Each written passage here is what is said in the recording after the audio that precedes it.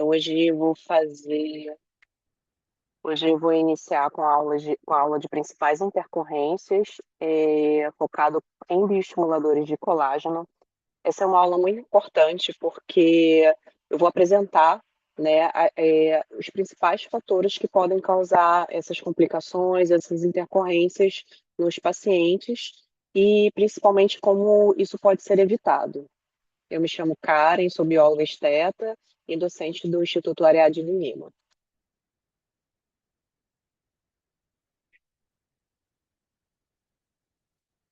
Eu vou iniciar aqui com essa tabela, só para a gente ter uma noção, né, do quanto esses procedimentos eles são procurados. Essa tabela ela é da Sociedade Internacional de Estética e Cirurgia Plástica, e com ênfase aqui no Brasil, o total de cirurgias plásticas, né, realizadas, procedimentos cirúrgicos no caso, e o total de procedimentos não cirúrgicos. Dentre eles, a gente destaquei aqui os procedimentos injetáveis. Então, a toxina botulínica, ela aparece como o primeiro da lista, né, de procedimentos mais procurados, seguido da hidroxiapatita de cálcio. Posteriormente, preenchimento com ácido hialurônico e bioestimulador ácido Desculpa, L-polilático, tá? Karen, acho que tem que clicar na telinha, não tá aparecendo o slide pra gente grande. Ai, meu Deus do céu, peraí.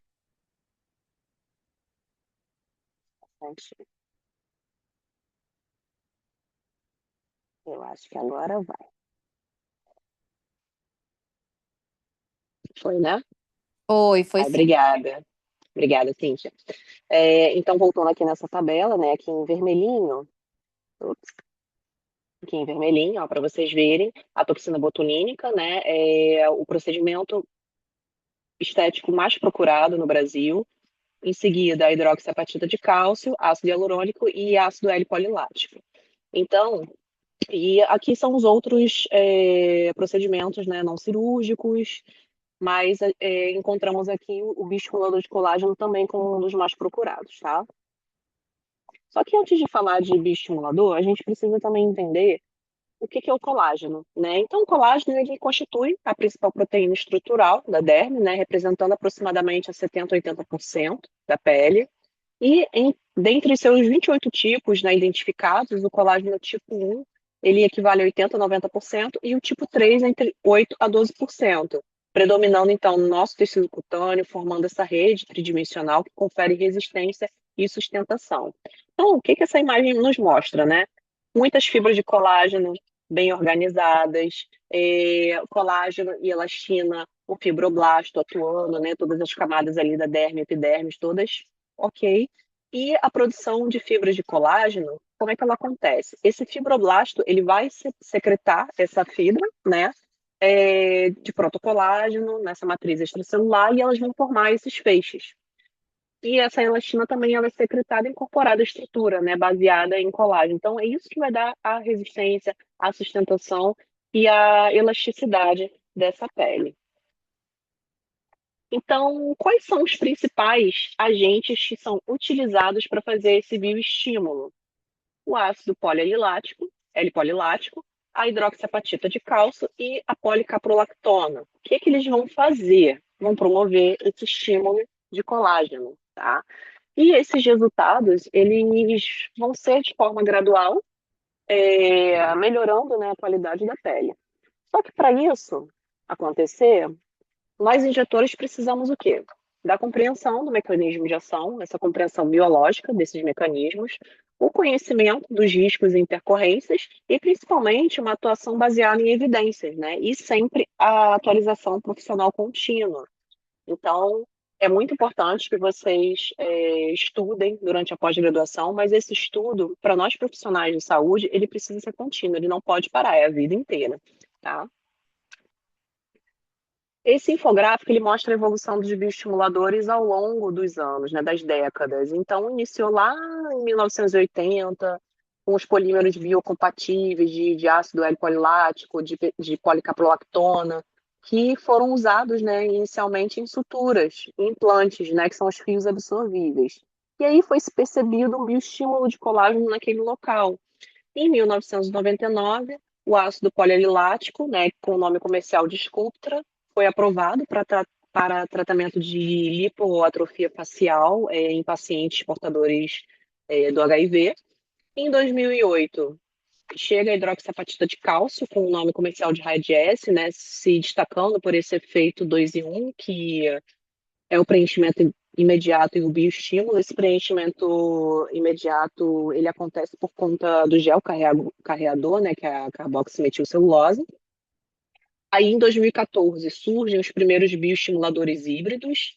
Em 2017, a gente tem a inovação da policaprolactona, que vem com o nome comercial de Elancê, oferecendo aí resultados de até 4 anos, né, de duração. A hidroxiapatita de cálcio em 2018, ela, quando diluída, né, ela é formalmente reconhecida também como bioestimulador. Em 2020, se populariza bastante o uso para o corporal, né? E áreas como glúteos, abdômen, coxas. E atualmente, né, em 2023, as abordagens combinadas com tecnologias também. Eu vou ver se eu consigo ligar aqui o meu vídeo. Deixa eu ver se vocês estão me enxergando. Ah, foi. Maravilha. Passando aqui o slide. Então, como é que essas substâncias elas vão atuar no nosso organismo, né? Elas atuam através de um processo inflamatório controlado, através da síntese de colágeno tipo 1 e tipo 3, resultando nesse espessamento dérmico, na firmeza e melhora na qualidade da pele. Bom, essa resposta induzida por essas substâncias, ela geralmente perdura por 2 anos ou mais, né? Dependendo do tipo da substância que você está utilizando, né? Dependendo do produto e também a concentração desse produto e o plano de aplicação, principalmente, né? Então, quando a gente fala da formação do colágeno, é interessante a gente entender como é que essas vias ocorrem de uma forma bioquímica, né? Aqui na imagem a gente tem a formação do procolágeno, mas como é que ele surge? Existem, né, os aminoácidos que vão ser a base desse colágeno, né? Que é a glicina, prolina e hidroxiprolina. Elas vão formar, né, essa cadeia, né? E vão se tornar o procolágeno. O procolágeno vai ser ali a base do nosso colágeno final, tá? E com essa formação desse procolágeno, ele vai ter duas extremidades, né? Que é o C-terminal e o N-terminal. Com isso, o que que vai acontecer? Esses terminais, eles vão ser clivados através de uma enzima chamada procolágeno peptidase. Ela vai cortar essas extremidades, né, desse procolágeno para transformar ele em tropocolágeno. E aí ele vai ser secretado para o espaço extracelular, formando essa unidade básica do colágeno. Posteriormente, a associação desse tropocolágeno em fibrilas, que vão se juntar ali com é, as ligações, né, cruzadas de aldol-histidina, que vai funcionar como se fosse uma linhazinha ali que vai costurar essas fibras, formando as fibras de colágeno, e essas fibras de colágeno vão se unificar, vão se juntar, formando o feixe de colágeno final, né?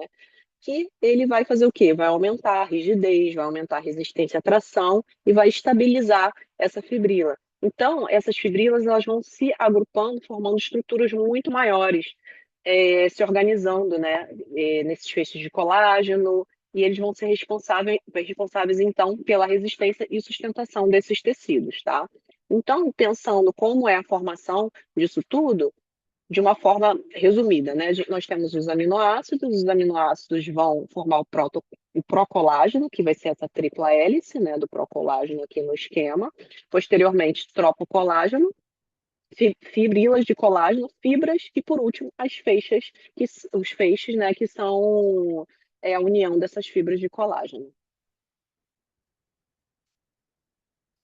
Antes da gente iniciar em relação aos bioestimuladores, vou passar para vocês um pouquinho sobre alguns termos, né? Só para assim ficar bem claro, né? Até mesmo para vocês explicarem para o paciente de vocês o quanto isso é importante, né? Então vamos lá. Quando a gente fala de alguns termos, A gente fala, né, de efeito adverso, complicação, intercorrência, efeito colateral, mas é importante a gente saber que o efeito colateral ele é uma resposta secundária esperada ao tratamento.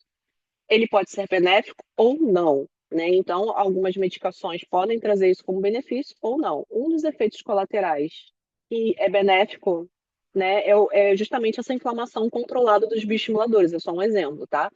E existe o efeito adverso, que é a resposta indesejada e prejudicial ao tipo do fármaco. A relação dele com o produto ou procedimento faz parte e ele é sempre prejudicial. Então, o efeito colateral ele pode ser prejudicial ou não, o efeito adverso ele vai ser sempre prejudicial. Temos o evento adverso, que é um evento indesejado ocorrido durante ou após o tratamento e não é necessariamente causado pelo procedimento, pelo produto e também não tem uma relação causal comprovada. Então, pode ter sido uma coincidência, às vezes acontece, né? A pessoa aplicou o Botox e desenvolveu ali uma síndrome de Guillain-Barré. Mas será que foi por causa do Botox ou foi realmente uma triste coincidência, né? Que às vezes acontece. A complicação, que é a evolução desfavorável decorrente do procedimento ou do tratamento, está relacionada sim ao procedimento e pode envolver uma piora clínica ou surgimento de uma condição não prevista. Já a intercorrência, ela é uma alteração ocorrida no período pós-procedimento, pode ou não ter relação direta com o produto ou procedimento, ela pode ser esperada ou inesperada e nem sempre evolui para complicação, tá? Então, você fez tudo direto lá, fez tudo certinho lá no seu paciente e infeccionou o pertuito que você realizou. Será que esse pertuito ele infeccionou por conta de uma antisepsia mal feita ou foi o paciente que ficou lá coçando, botando o dedo? Então, nem sempre vai ter relação com o procedimento. Às vezes é algo que o próprio paciente fez e que evolui para essa intercorrência. Agora, se essa intercorrência ela vai evoluir para complicação ou não, é o que a gente vai tratar agora nessa aula, tá? Então, os bioestimuladores de colágeno, eles estão divididos eles vêm na apresentação líquida ou sólida. Na apresentação líquida, a gente tem a hidroxiapatita de cálcio, que vem em apresentação em gel, a policaprolactona, que também vem em gel, e o ácido L-polilático, que é em pó liofilizado. Vou falar aqui dos sólidos, mas a gente não vai abordar a intercorrência sobre eles, tá? Que é os fios, né? Que são os fios de PDO, polidioxanona e outros fios também, que agora a gente já tem o fio de policaprolactona e outros materiais. Mas hoje a gente vai falar apenas da hidroxiapatita, policaprolactona e ácido polilático. O processo celular, faz parte principalmente de três fases, tá? Que é o processo inflamatório, que foi o que eu mostrei para vocês, né, lá naquele esquema mais detalhado, a proliferação e remodelação desse tecido, e por último, é a formação do tecido granuloso, né, que vai ter essa formação da fibra colágena, que vai dar toda essa sustentação, a melhora tecidual e que vai resultar no objetivo que a gente quer para a pele do nosso paciente. Então, o mecanismo, né, de bioestimulação de colágeno, o que vai acontecer com esse bioestimulador? Primeiramente, você vai aplicar o bioestimulador lá no rosto do seu paciente ou em qualquer outra área do corpo. Vai acontecer uma migração celular em cima desse material e vai ser o quê? Ele vai atrair células para encapsular aquele material. E na etapa 2, que é a reação inflamatória, o material ele vai ser protegido da fagocitose. As células de defesa vão tentar fagocitar, vão tentar degradar esse material, vão conseguir degradar em parte, isso vai fazer parte do processo inflamatório, mas dependendo do tipo de superfície, dependendo se é uma superfície lisa ou porosa, isso vai variar e vai também dizer para a gente qual vai ser o tipo de reação inflamatória, né, de acordo com cada produto. Isso eu vou abordar mais lá na frente, porque cada produto ele tem um tipo de esfera diferente. Alguns são esfera lisa, outros são esferas porosas, outros são partículas irregulares. Então é importante a gente entender como cada produto ele vai se apresentar, né, e como essa inflamação ela vai ser de acordo com cada um, tá? Posteriormente, essas microesferas ou fragmentos eles vão ser incorporados à fibra de colágeno, construindo essa rede, né, que sustenta o tecido. Nem todos os bioestimuladores vão ser degradados em 100%, tá? Fica assim, resquício, a mesma coisa, ácido hialurônico não vai ser degradado 100%, já tem estudos que mostram isso, mas grande parte dele vai ser fagocitado. Dentre dos representantes, né, do ácido L-polilático, temos algumas marcas comerciais conhecidas como Sculptra, Eleva e Esterfil. Então, aqui nessa aula a gente vai falar sobre o Sculptra e Eleva, que eles vêm preparados em poliofilizado e também em tamanhos diferentes, né?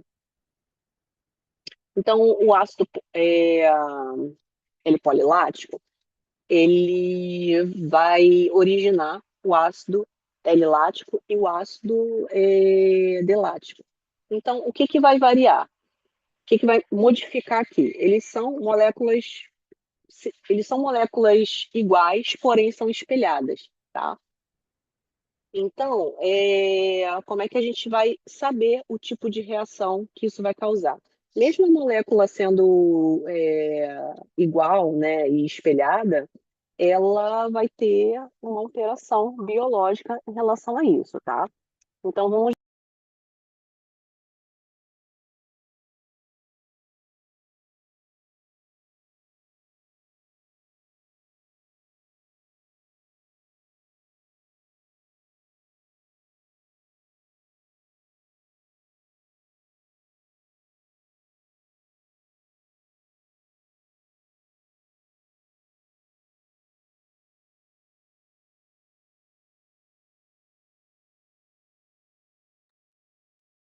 ficou mudo, gente. Voltou.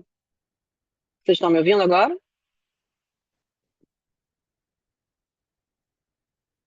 Vocês estão me ouvindo? Sim, né? Tá. Então, vamos lá. Qual é a diferença, né, do PLLA para o PDLA?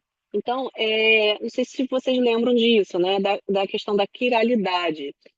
Que é a quiralidade? Que são duas moléculas espelhadas, tá? Então, o PLLA, ele vai ter uma configuração química que a gente chama de levógera e o PDLA ele vai ter a configuração dextrógena, mas isso daqui vocês não vão precisar se atentar a isso, mas só para vocês entenderem que essa quiralidade, ela vai mudar, vai fazer mudanças bioquímicas. Então, por exemplo, o PLLA, ele vai promover uma inflamação controlada, né? Estimula fibroblasto, ele induz neocolagênese, da mesma forma que o PDLA também vai fazer isso, tá? Mas o que muda mesmo é como vai, por exemplo, a degradação. A degradação do PLLA, ela é mais lenta, do PDLA pode variar, né? A cristalinidade, né? A transparência do produto. Do PLLA, ele é mais transparente, do PDLA, ele pode ser menor, pode ter uma cor um pouco mais diferente, tá? Então, essas propriedades físicas, elas vão alterar nesse grau de cristalinidade, na velocidade de degradação, na rigidez do polímero. É isso que vai variar entre um produto ou outro, tá? Mas o resultado, basicamente, o bioestímulo vai acontecer nos dois. Então, falando do ácido polialilático, ele é um polímero sintético, biodegradável, anfifílico, ou seja, ele possui uma molécula polar e apolar, né? Ele vai se ligar tanto com água quanto com lipídios, apresenta essa degradação lenta e alta biocompatibilidade. O comportamento das partículas, né, do organismo tornam-se porosas após essa aplicação, elas são circundadas por macrófagos e aí vai iniciar esse processo de degradação. Essa degradação ela vai ocorrer por via hidrolítica, gerando esses monômeros de ácido lático. Eles são metabolizados em gás carbônico e água, ou então vão entrar em vias glicolíticas. Então, a eliminação desse produto ela vai ocorrer através da via respiratória, urinária e fecal. Um ponto importante: o início da síntese de colágeno vai acontecer a partir entre 2 a 4 semanas e o pico de produção de 3 a 6 meses após a aplicação, tá? Então, é importante a gente verificar. Como é que são essas partículas? Gente, vocês podem abrir o microfone para falar, para não só ficar eu falando, tá? Vocês podem participar também, por favor. Vou mostrar aqui para vocês, ó. Quem quer responder? Como é que são essas partículas aqui? O que que vocês acham? Alguém quer falar? Como é que vocês veem essas partículas aqui? Essas partículas aqui, gente, elas são redondas, são lisas. Podemos ver o quê? Que parece um monte de papelzinho amassado, né? Isso significa que vai interferir na forma que esse produto vai agir biologicamente no nosso organismo. Então, nós podemos ver o quê? Que é uma partícula amorfa, que é uma partícula que é bem porosa, ela não tem o formato, ela não é lisinha, né? Então, é totalmente diferente de outros que a gente vai ver mais lá na frente, tá? Essa aqui.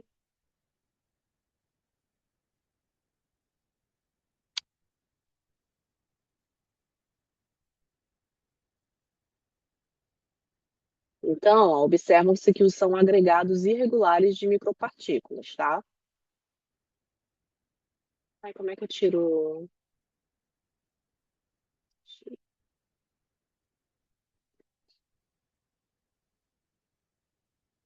Quais são os efeitos adversos comuns no ácido polialilático? É, reações imediatas leves e esperadas, né, que são os efeitos adversos comuns, que é esses que vocês vão passar para o paciente de vocês, que é dor, inchaço, vermelhidão, pequenos hematomas, que é justamente por conta da utilização da cânula, né, do movimento que você vai fazer, acaba atingindo pequenos vasos. Então, se for no rosto, que é extremamente vascularizado, vai ficar um roxinho, pode ficar um roxinho, pode ficar um pouco inchado. Esses nódulos subcutâneos, na literatura, é o evento mais frequente, então, principalmente nas regiões de pele mais fina, mãos, pescoço, são áreas que apresentam uma quantidade maior, mais propícia, né, de ter nódulos, mas que também é esperado, tá? E que são resolvidos de forma bem tranquila. Agora, quais são as complicações mais graves descritas na literatura? Podem ocorrer reações granulomatosas tardias, isso vai surgir depois, infecções, principalmente por infecções por bactérias atípicas, que piora, né, o quadro de saúde do paciente, dermatoses prévias.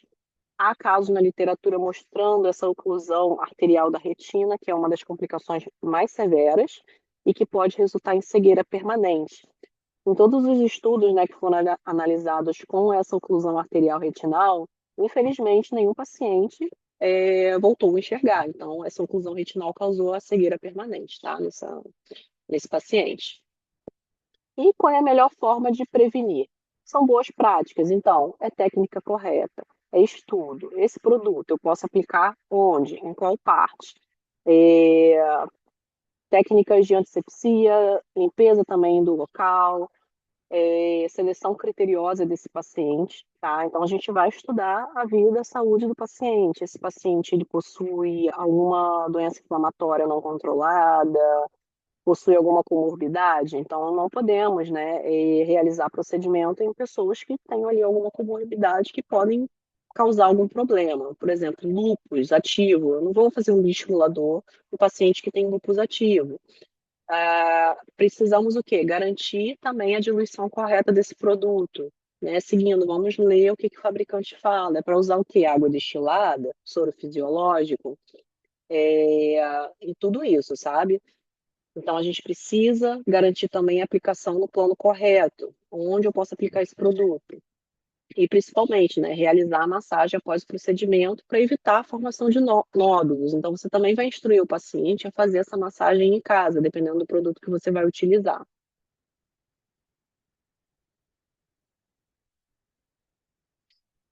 Esse gráfico aqui mostra para vocês, né, a frequência relativa desses efeitos adversos associados ao ácido polialilático. Então, o efeito mais, os efeitos mais comuns, né, quais são? os nódulos, né, caroços, pápulas, seguido de edema, posteriormente hematose, depois dor, eritema, vermelhidão, granulomas. Algumas pessoas sentiram, né, cefaleia e tontura. Há casos registrados na literatura de infecção, celulite, por conta de bactérias mesmo atípicas, hiperpigmentação, oclusão vascular, parafinoma, agravamento de rosácea e migração de nódulos também isso aconteceu. Essa migração de nódulos intraorais também tem um estudo que mostra isso. Só que o que a literatura nos mostra é a maior incidência é 34%. Essa oclusão retinal, deixa eu ver aqui qual que é a pergunta. Essa oclusão retinal é o produto se deslocando como trombo? Então, na verdade, foi uma aplicação feita diretamente na artéria, né? Quando o injetor aplicou, ele acabou entrando diretamente na artéria. Então, foi o que causou essa oclusão na hora da aplicação. Isso é um erro de aplicação. Então, quais são as condutas químicas, desculpa, quais são as condutas clínicas, né, que nós devemos ter nesses casos? Ah, o paciente está com a dor, com edema, eritema e quimose. Compressa fria, analgésico simples, né, uma dipirona, um paracetamol e a reavaliação desse paciente. Você tem que estar acompanhando esse paciente, manda mensagem, pede foto, tá? Então, são observações muito importantes que vocês precisam fazer. Os nódulos não inflamatórios. Vai pedir para o paciente fazer essa massagem, vai fazer o acompanhamento clínico. Se for um nódulo que for muito persistente, que durar muito tempo, aí pode-se avaliar um corticoide, né, intralesional, corticoide aplicado direto nesse nódulo.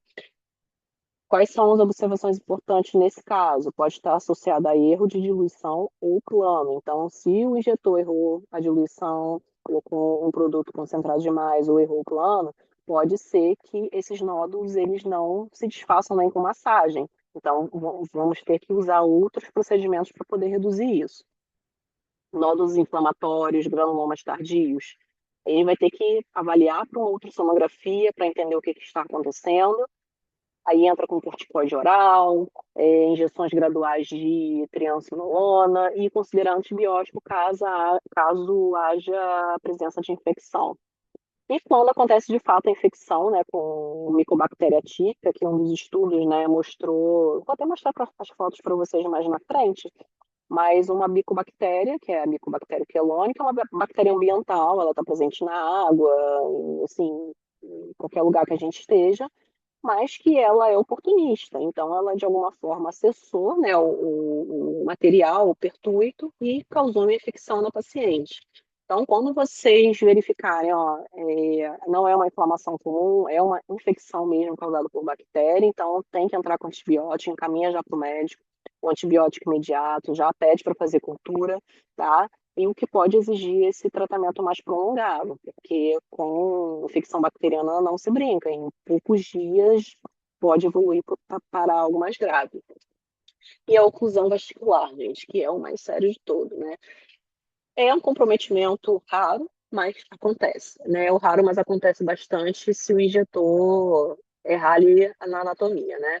Então, a primeira coisa que você vai fazer, você está fazendo lá o seu bioestimulador no seu paciente e ele começa a falar, eu estou sentindo uma tontura, eu estou passando mal, eu estou com uma dor muito forte, a minha vista está embaçando, você começa a perceber que algo não está bem. Primeira coisa que você vai fazer, suspender o procedimento. Se você viu que o paciente, ó, não estou enxergando, pegou ali, teve oclusão vascular. Então, você vai correr com ele para o hospital e vai solicitar um encaminhamento oftalmológico urgente. Isso é protocolo de emergência, tá, gente? Aí, e quais as medicações que vão fazer? Aí, o oftalmologista que vai, o oftalmologista que vai decidir quais são os protocolos. Por quê? Nesse caso, hialuronidase vai funcionar? Não vai funcionar, porque a gente está falando de um bioestimulador. Então, eles vão usar outros protocolos com outras medicações na emergência para tentar reverter esse caso. E A gente vai encaminhar, né? Vamos com o paciente no hospital, mas só que a gente não vai poder fazer nada no consultório em relação a isso. A gente vai ter que correr, né, para levar esse paciente, mas nós não podemos fazer nada na clínica, tá? Falando da hidroxiapatita de cálcio, né, que ela é um composto mineral, é produzido pelo nosso próprio organismo, ele é denso, é um gel bem denso, por isso que ele precisa ser diluído, né? Ele é hidrofílico, então ele tem afinidade com a água, é formulada em suspensão aquosa, estimulando a produção de colágeno tipo 1 e tipo 3. Então, o tempo de resposta à ação dele inicia-se entre 2 a 4 semanas após essa aplicação. E o pico de colágeno, né, o pico de estímulo de colágeno, ele vai ocorrer por volta mais ou menos de 3 meses, tá? A técnica de aplicação tem que ser nas camadas profundas ou periostal, e ele apresenta uma dispersão muito uniforme no tecido. Bom, a aplicação periostal, ela geralmente quando fazem esse tipo de aplicação é com produto puro, né? Mas assim, não é muito habitual fazer esse tipo de utilização, tá? Então, o ideal mesmo é você diluir e aplicar nas camadas profundas. A resposta inflamatória, né, é de leve, considerado de leve a moderado e vai contribuir para esse estímulo de colágeno. Pode eventualmente resultar em fibrose local, é menos comum, mas acontece, tá? E o mecanismo biológico dele, ele vai ativar esses fibroblastos responsáveis por essa produção de colágeno, aumentando a síntese de proteína estrutural na matriz dérmica.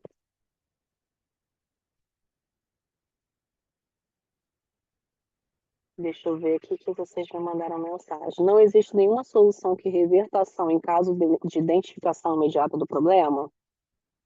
Olha, quando chega, por exemplo, oclusão, né, na retina, é muito difícil, porque a gente está falando ali de uma região que, se ficar, não precisa ser muito tempo, né, ficar sem irrigação sanguínea, aqueles neurônios vão morrer.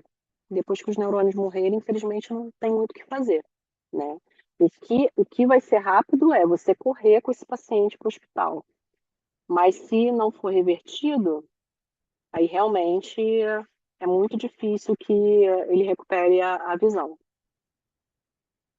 Então, aqui a gente tem esse período de degradação das microesferas, né, de hidroxiapatita de cálcio, entre 9 a 18 meses, que vai ser o tempo de ação dele no nosso organismo. E o gel, que é a carboximetilcelulose, dura em torno de 3 meses, né? Então, por isso que você tem essa volumização imediata. Mas é por conta desse gel. Depois, essa volumização ela vai reduzindo um pouquinho e vai sendo substituída pela produção de colágeno, tá? Ele tem microesferas que vocês podem ver que são diferentes daquele do ácido do anterior. Então, o anterior, deixa eu ver se eu mostro aqui para vocês verem. Tá vendo? Do PLLA, do ácido polialilático. Agora vocês verem aqui, ó. É diferente. Isso tudo vai mostrar o que para gente? Um tipo de reação inflamatória diferente do PLLA, tá? Então a gente vê que são a morfologia dele, né? A morfologia dele já é uma bolinha, uma esfera, um pouco mais lisa, né?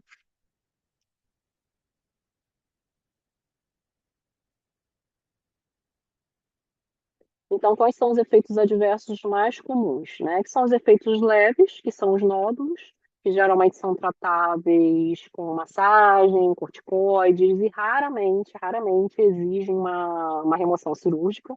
Então, a gente vai ter dor, edema, hematoma, às vezes um eritema, que se resolve de forma espontânea. E, geralmente, os pacientes relatam uma alta taxa de satisfação, tá? Agora, quais são as complicações raras, mas que são graves? O risco de oclusão vascular e a perda visual, né? E principalmente, por que que isso acontece, gente? Injeções em áreas de risco, labela, nariz, que pode causar essa embolia e cegueira irreversível. E com isso tudo também ainda vem a necrose de brinde, né? Que pode trazer essa necrose tecidual e granulomas, que podem ocorrer também em áreas como bochechas, pálpebras, exigindo esse tratamento complexo e prolongado. Então, gente, é o que eu costumo dizer. Aqui no IAL, vocês vão aprender protocolos que não são modinha de Instagram. É tudo baseado em evidência clínica. Então, às vezes a gente vê o pessoal injetando ácido hialurônico na pálpebra superior. Eu já vi isso. Ah, uma técnica nova, isso, aquilo. Isso é validado? Então, ou foi uma coisa que a pessoa às vezes inventa, né? Isso é muito perigoso. Esse tipo de técnica, essas técnicas, assim, são muito perigosas, que não tem evidência, sabe? E você pode comprometer a sua carreira por causa disso. Então, vocês precisam, de fato, avaliar as áreas de risco. O estudo de anatomia ele é muito importante. Não vou aplicar um bioestimulador numa área onde há um grande risco de oclusão vascular, né? Um grande risco de compressão vascular, justamente porque não tem reversão. Se o ácido hialurônico já é algo que é grave, mas com hialuronidase você ainda consegue reverter em alguns casos, agora imagine com o bioestimulador que não tem. Você vai fazer o atendimento emergencial ali daquele paciente, só que não tem. Você vai tratar os sintomas para a pessoa não piorar. Por isso que muitas das vezes não se consegue reverter uma perda visual, tá? Vou só fazer uma observação, Karen, que eu percebi que as alunas ficaram meio chocadas, um pouco preocupadas com a relação da compressão, da evolução para necrose e tudo mais. Uhum. Porque isso não se fala muito com bioestimuladores, mas é uma realidade que já está relatada, muito relatada na literatura, né? E toda essa aula de hoje, ela está sendo embasada no artigo que o IAL vai publicar agora na segunda edição da nossa revista, tá? Então, todo esse levantamento, ele foi realizado de forma criteriosa. E a partir disso, nós conseguimos observar os principais efeitos adversos, os mais comuns, os raros e os que têm aí os considerados raríssimos, né? Que têm uma gravidade mais acentuada, tá? A melhor forma, meninas, de tratamento é evitar a intercorrência, tá? Como nós podemos evitar a intercorrência? Técnica de injeção perfeita, conhecimento anatômico, indicação do produto, preparo, tá?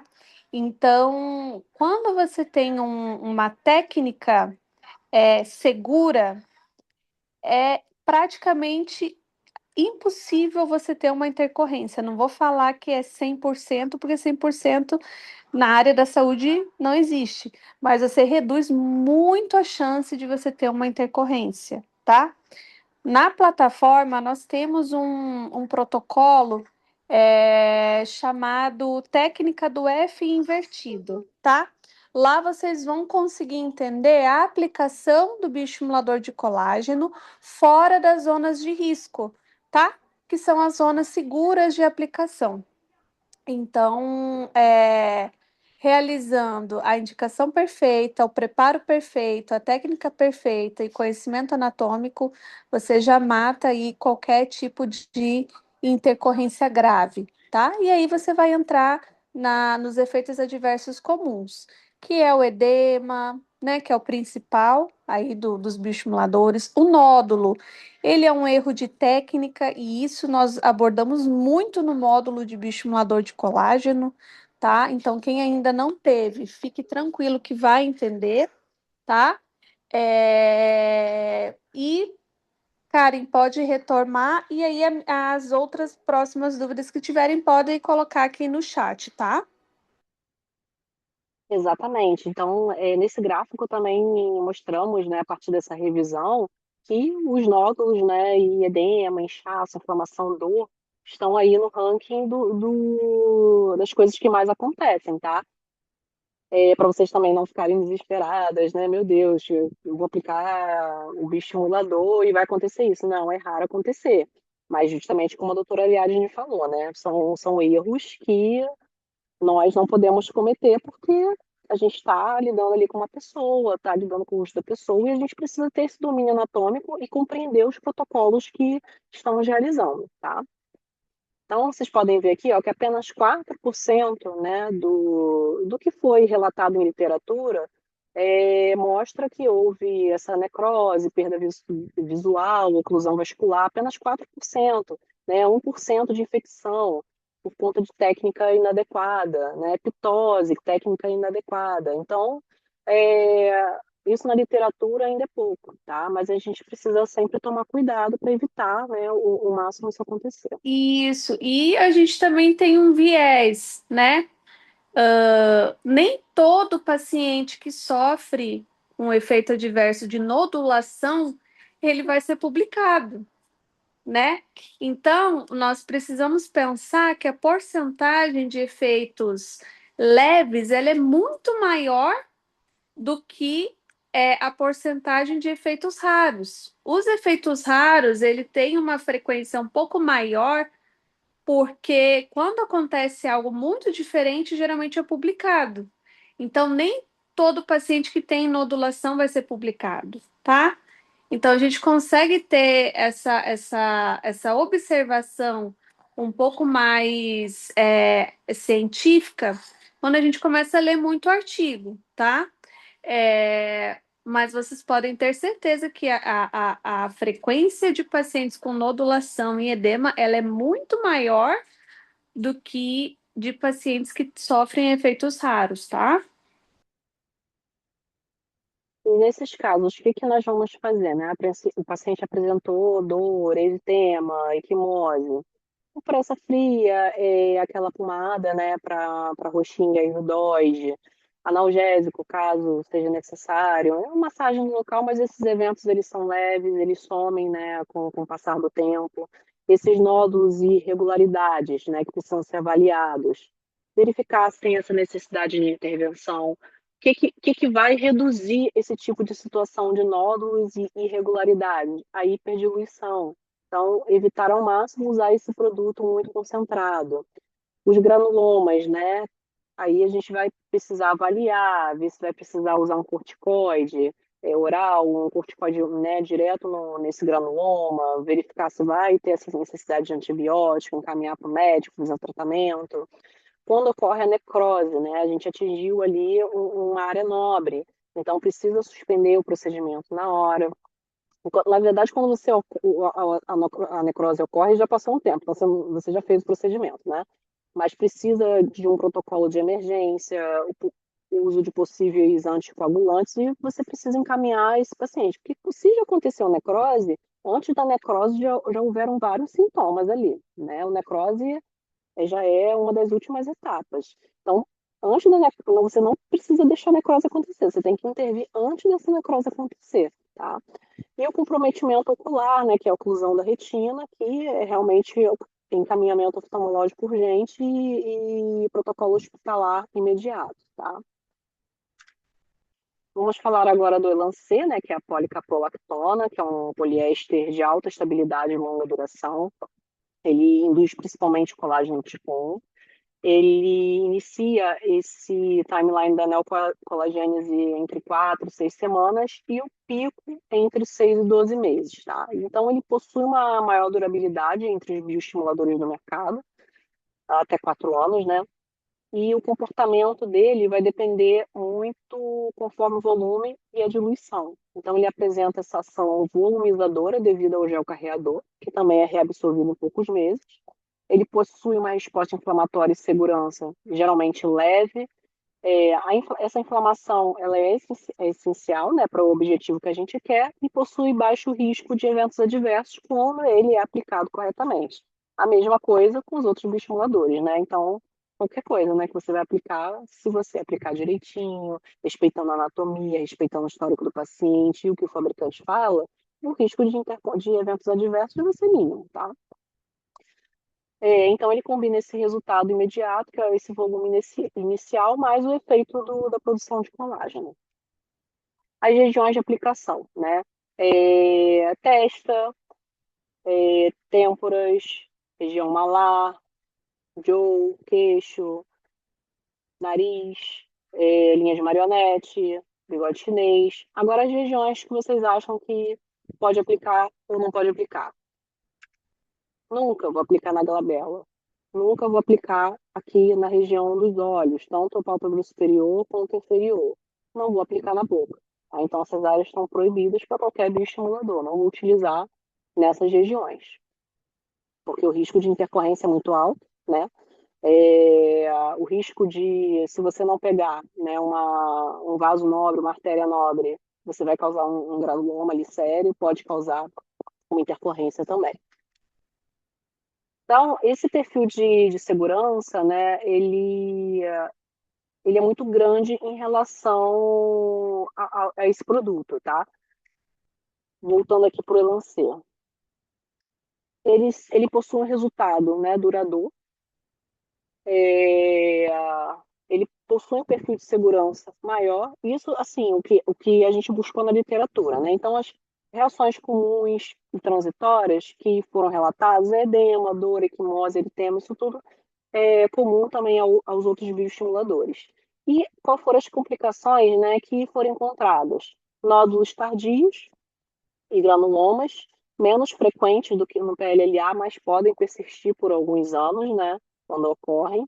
E também alguns gatilhos externos podem causar alguma inflamação, por exemplo, infecções virais ou vacinas. Alguns estudos mostram que essas reações elas podem, né, desencadear uma inflamação. E as estratégias de manejo, utilização de corticoides, antibióticos, caso haja presença de bactéria, e colagenase. Eu vou falar um pouco dessa técnica aí que é para vocês lá na frente, que foi uma técnica interessante que funcionou para dissolver nódulos, tá? E utilizar a colagenase para dissolver nódulos, no caso do Elancê.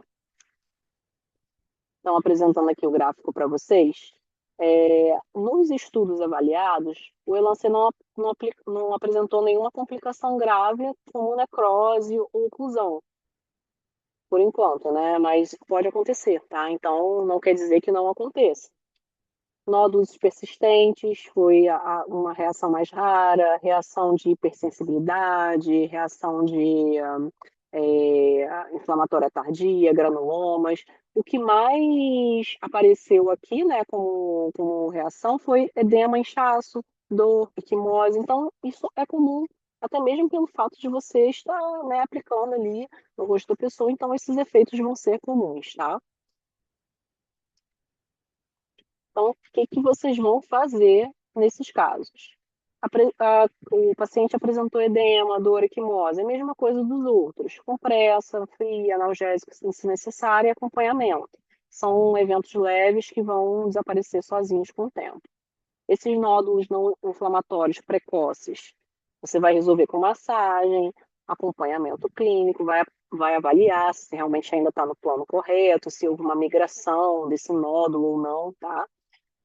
Os nódulos inflamatórios tardios, e aí vai entrar com um tratamento um pouco mais agressivo, que é um corticoide intralesional, um corticoide sistêmico, e verificar, né, com ultrassom o que está acontecendo ali na região, e ele pode surgir meses depois, tá? Esse granuloma persistente também vai entrar com um corticoide direto nesse granuloma e acompanhamento prolongado.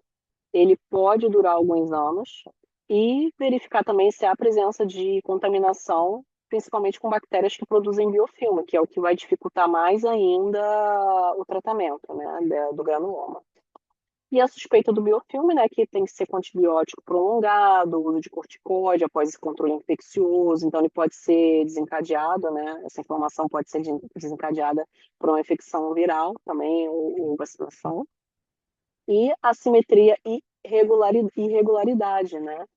E aí vai ser necessário o quê? Avaliação clínica, né? Se a pessoa ficou com o rosto um lado maior do que o outro, ou mais afundado que o outro, você vai analisar um possível retoque corretivo ali, tá?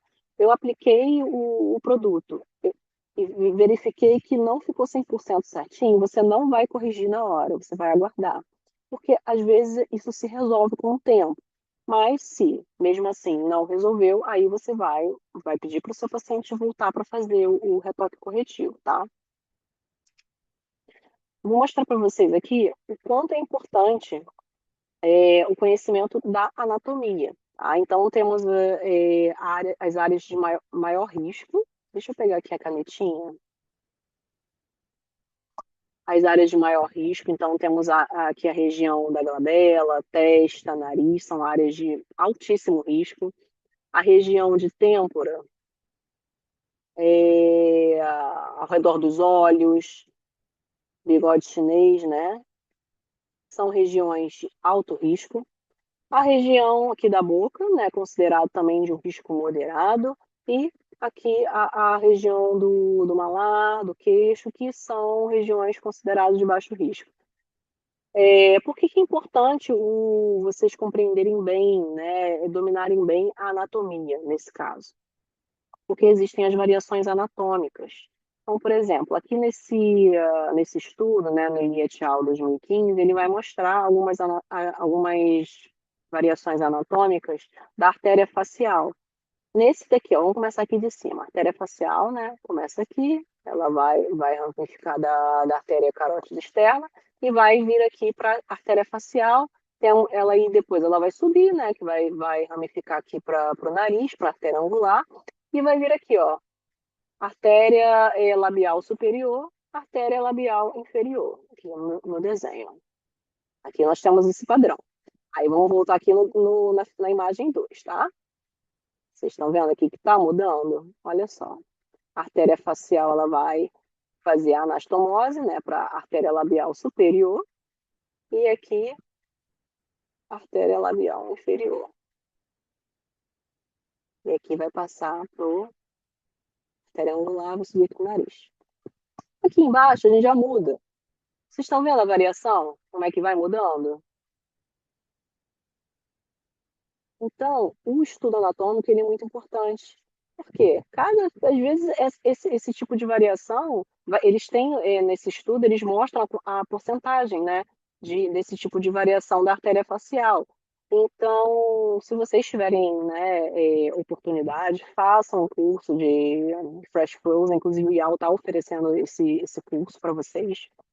Vale super a pena, porque a gente vê no livro totalmente diferente de estar vendo ali ao vivo, né? No Fresh Frozen, ver as estruturas, você poder tocar, você poder praticar ali nas estruturas e também compreender bastante essas variações anatômicas que é o que pode, de repente, causar uma intercorrência ali, né?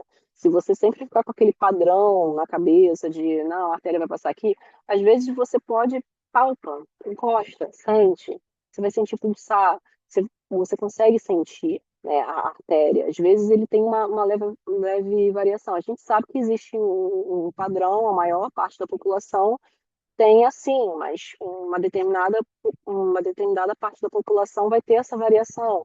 Então é importante vocês estudarem bastante os artigos que falam sobre anatomia, participem dos cursos, né, de cadáver fresco, porque isso vai ser importante. Vocês vão ver que vai mudar totalmente como vocês veem a anatomia, né, real, como ela acontece.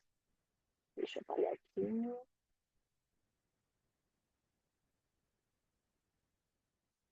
Vou passar aqui o slide.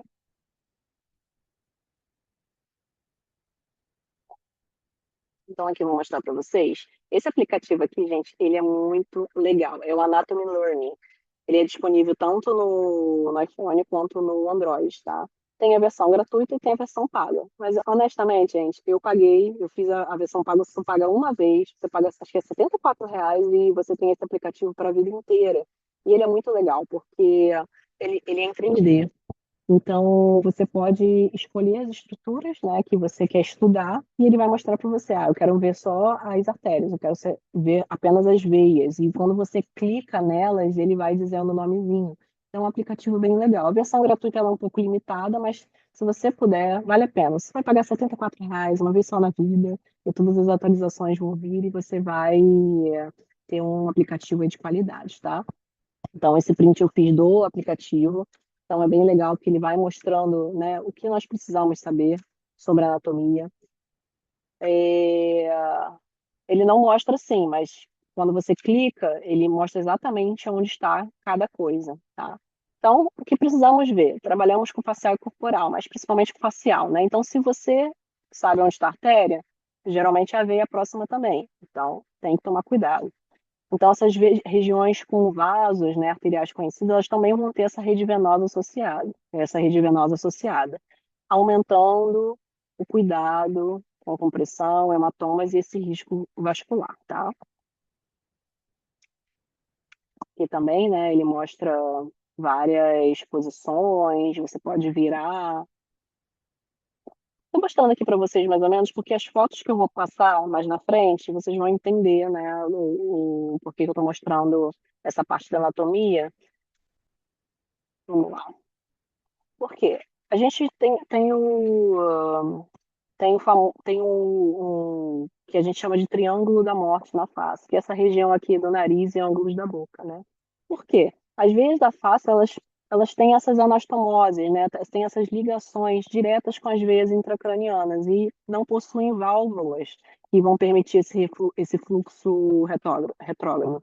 Então, qualquer infecção que tiver ali, qualquer coisa, se cair, uma bactéria, um bioestimulador, um preenchedor, vai direto para dentro do paciente, né? Ali para o seio cavernoso, disseminando para o crânio do paciente, seja uma bactéria ou uma inclusão causada justamente por algum desses produtos, tá? Então, até mesmo tomar cuidado, né, com espinhas e furúnculos, infecções dentárias, né, por conta disso. A gente tem aqui a veia facial, a veia angular, a oftálmica superior, que vão trazer tudo isso aqui para dentro do seio cavernoso, que pode disseminar para o crânio, tá? Aqui são algumas fotos de um dos estudos, né, que foi realizado para fazer essa revisão desse trabalho que eu estou apresentando para vocês hoje, dessa aula de intercorrências.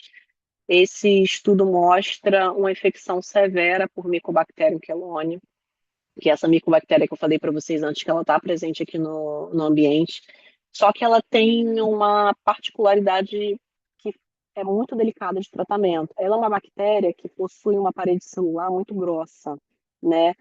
E permite a formação de biofilme. Então, com isso, o antibiótico ele não consegue agir de forma incisiva nessa bactéria. Então, o tratamento é muito complicado. Nessa paciente, foi após o tratamento também com o bioestimulador, mas foi uma contaminação. Tá? Então, vocês podem ver que o tratamento foi bem difícil, teve necrose, né, teve perda de tecido, e com certeza essa paciente aí ficou com cicatrizes aí que não conseguiu reverter. Ela pode até tentar melhorar e tudo, mas teve uma perda ali significativa desse tecido.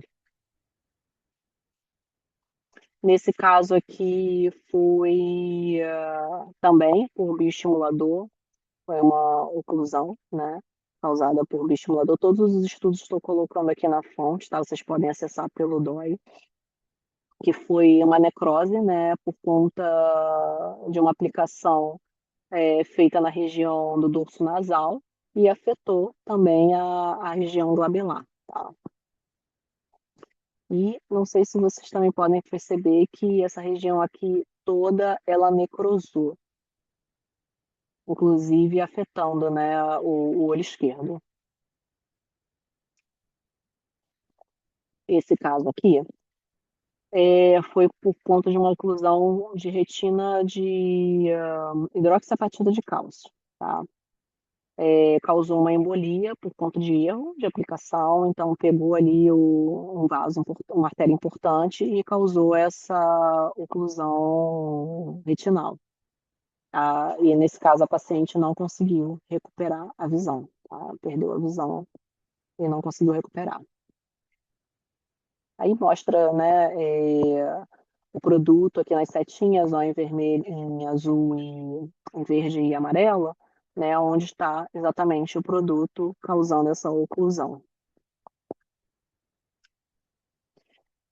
Nesse caso aqui também foi por migração foi nódulo de hidroxiapatita de cálcio na região aqui, ó, do, em volta dos olhos, né, da pálpebra inferior, que precisou dessa remoção cirúrgica, porque não houve outra resposta no tratamento.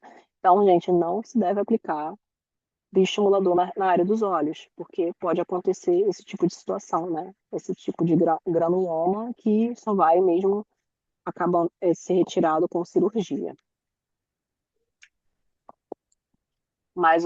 Essa daqui foi uma complicação também na região da área dos olhos, tá? Na pálpebra inferior, relacionada com a policaprolactona. Então, a imagem do ultrassom mostra esse granuloma também, né? Que foi tratado posteriormente, conseguiu fazer o tratamento com injeções, né, de corticoides na área. Aí foi feito o corticoide intralesional, né, e teve uma melhora. Ó, na foto A e na foto B dá para ver essa diferença, né, que houve a redução desse edema, desse granuloma. Aqui na parte de baixo também foto A e foto B, na região dos olhos. Esse caso aqui foi uma lesão isquêmica na parte infraorbital da face, associada a uma necrose da mucosa do empalato, aqui na região do céu da boca, né?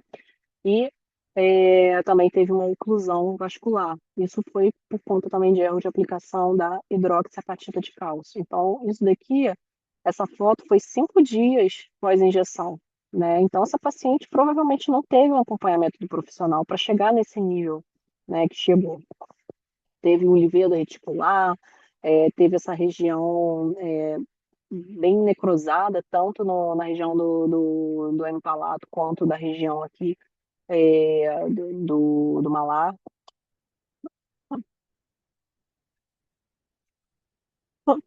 Desculpa. Esse caso clínico aqui, gente, é um caso que, infelizmente, teve um desfecho ruim, né? Porque a pessoa também não conseguiu recuperar, né, a visão. Isso daqui foi um caso clínico de oclusão de artéria da retina após injeção de ácido polialilático. Então, uma mulher de 49 anos com múltiplas doenças crônicas. Então, assim, gente, se o seu paciente já apresenta múltiplas doenças crônicas, não faça. Não faça. Não é um paciente que é elegível para você fazer um tratamento estético, tá? E, posteriormente, após a aplicação do ácido polialilático, ela apresentou perda súbita da visão, dor ocular intensa. Foi encaminhada ao hospital e o que os exames apresentaram? Atraso no fluxo arterial e a ausência de perfusão retiniana, ou seja, estava algo bloqueando ali, que foi o estimulador. Então, qual foi o tratamento? Massagem ocular, utilizaram colírio de brimonidina e oxigenoterapia hiperbárica. Mas houve, apesar de todo esse tratamento, apesar de tudo isso, a evolução foi atrofia do nervo óptico e perda visual completa, porque não conseguiram tirar o produto, né, que estava ali ocluindo, não conseguiram remover. Infelizmente, teve essa perda visual.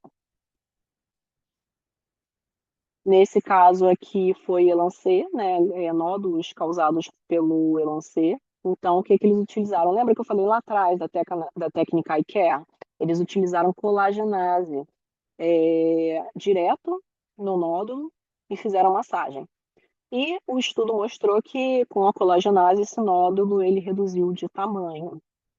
Tem uma foto aqui na frente também na testa, dá para ver aqui na primeira foto do lado esquerdo, e vocês verem que depois o nódulo após essa dissolução com colagenase. Esse caso aqui é de um caso de ácido hialurônico. Mas por que que eu estou falando dele, né? Não é o nosso objetivo, mas pode acontecer com bioestimulador de colágeno. E foi um caso que resultou em óbito. Então, uma mulher de 49 anos fez uma injeção de 1 ml de ácido hialurônico na glabela. Gente, 1 ml foi uma seringa inteira apenas na glabela. Pensa nisso, né? O erro já está aí. 1 ml na glabela. A primeira coisa que aconteceu após a aplicação, um mal-estar intenso, dor ocular, dor de cabeça, e ela teve uma leve perda de consciência. Começou com hemiplegia no membro superior direito e vômito. Foi encaminhada ao hospital. O que, que eles fizeram? Administrar o quê? Heparina, de baixo peso molecular, e não melhorou os sintomas. Bom, a heparina ela vai ser utilizada para evitar que se formem trombos ali no local da oclusão, né? Para não piorar mais ainda a situação. Aí a avaliação hospitalar inicial apresentou que houve melhora da dor de cabeça, mas não houve melhora da ausência dos movimentos, da disforia. Tentaram, utilizaram manitol também, utilizaram clopidogel, nada disso resolveu. Então, posteriormente, a paciente evoluiu para coma e morte após 6 dias. Então, nessa imagem, né, da tomografia, o que, que eles verificaram? Que ela teve hemorragia no lobo temporal esquerdo, múltiplas áreas de alta intensidade, de alta densidade na região frontal, temporal e parietal, hemorragia subaracnoide e sulcos cerebrais superficiais, ou seja, ela teve um edema cerebral. Com mais de, no estudo eles falam que foi mais de 15 centímetros de lesão na região do cérebro, né? Então, apesar de toda a medicação que fizeram para tentar reverter, né, essa situação, o gel, o ácido hialurônico, ele migrou, tá? Migrou para a região cerebral, causando todo esse estrago e, posteriormente, o óbito dessa paciente.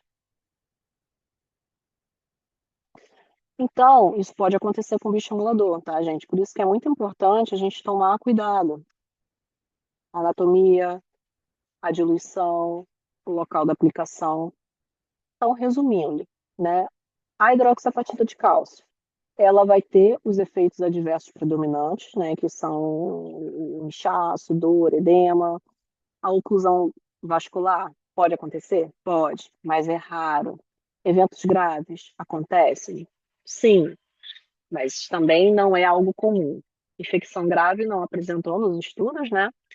O ácido L-polilático também apresentou oclusão vascular, infecção grave em eventos graves? Sim, mas como a doutora Gagem falou e como a gente verificou aqui nos estudos, são raros, tá? A policaprolactona, até o momento, não apareceu na literatura uma oclusão vascular, uma infecção grave, um evento grave, mas pode acontecer se o injetor aplicar de forma errada, não respeitar a anatomia do paciente, não respeitar a forma de utilização desse produto. Então, a conduta e manejo que nós vamos ter: hematoma, equimose, controle através de pomadas anti-inflamatórias, né? Edema, controle com anti-inflamatórios se for necessário. Não, geralmente esse edema é algo que se resolve sem uso de medicação. Dor, analgésico simples, também depende muito da pessoa. Tem pessoas que são um pouco mais sensíveis à dor, então você pode aceitar uma dipirona, um paracetamol, tá? Manchas e melasmas podem acontecer com hiperpigmentação pós-inflamatória. Então, você vai entrar com o protocolo de uso de clareadores injetáveis, tópicos. Ah, aconteceu na hora que eu fiz o pertuito, passei a cânula, peguei um vaso, peguei uma artéria, teve uma hemorragia. Para o procedimento, você não vai injetar mais nada ali. Para o procedimento, deixa esse sangue sair, faz uma compressão local, tá? Então, esses riscos e complicações são efeitos comuns, leves, né, como já passaram anteriormente para vocês. E como é que eu vou prevenir e manejar isso? Técnica adequada reduz riscos. E, principalmente, gente, capacitação profissional. Por isso que a gente está aqui no IAL, é, fornecendo o máximo de conteúdo para vocês, tá? A gente entrega aqui artigos atualizados, temos a revista do IAL também com artigos super atualizados. A capacitação profissional é muito importante para o profissional da saúde, profissional injetor da área de estética, para evitar esse tipo de intercorrência grave. Pode acontecer? Aconteceu comigo. O que, que eu vou fazer? Eu já tenho que ter um protocolo nesse tipo de emergência. Então, intervenção precoce. Tive suspeita de oclusão vascular? Corre para o hospital. acompanhe o paciente nas próximas horas, acompanhe o paciente nos próximos dias, não é só aplicar e deixar ele embora para casa. Pede foto, entra em contato, tenha esse controle, tá? Porque isso é muito importante para evitar que qualquer coisa evolua para uma necrose ou até mesmo para um óbito. Então, esses fatores que vão reduzir as complicações: hiperdiluição da hidroxiapatita de cálcio, reconstituição correta do ácido polilático, o uso de cânulas rombas em áreas mais sensíveis. A gente não vai aplicar bioestimulador, né, de agulha, tá, gente? A não ser, no caso, se for aplicar a hidroxiapatita de cálcio pura, mas que não é uma metodologia muito utilizada, tá? Então, vocês vão utilizar a cânula. Ah, mas a cânula vai prevenir esse tipo de situação?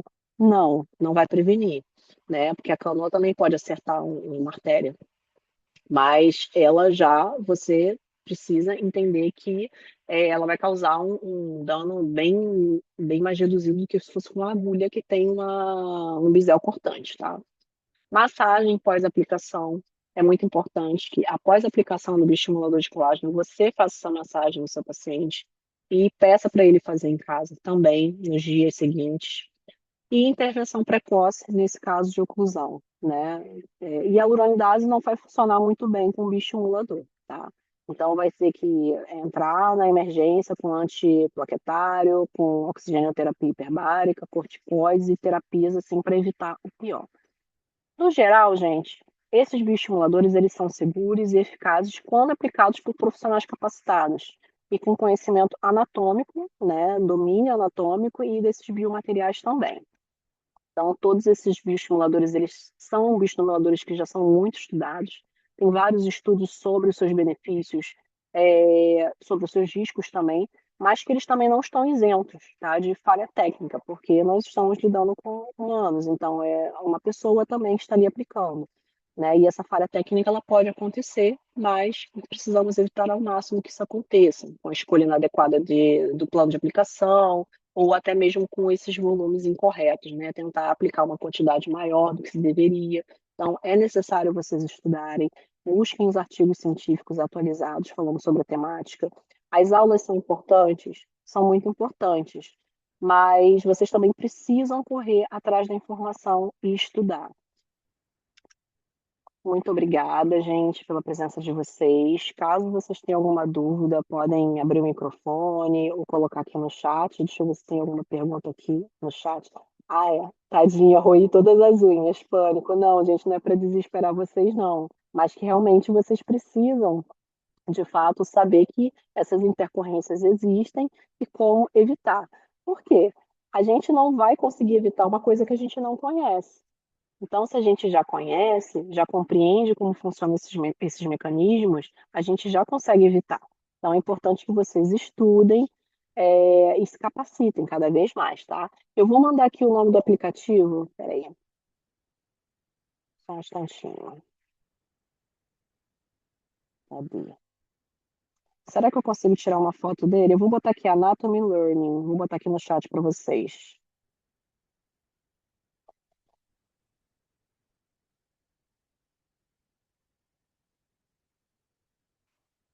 Pronto. Anatomy Learning. Pronto, gente. Mais alguma dúvida? Muito obrigada pela presença de vocês, gente. Tenham uma ótima noite. Tchau, tchau.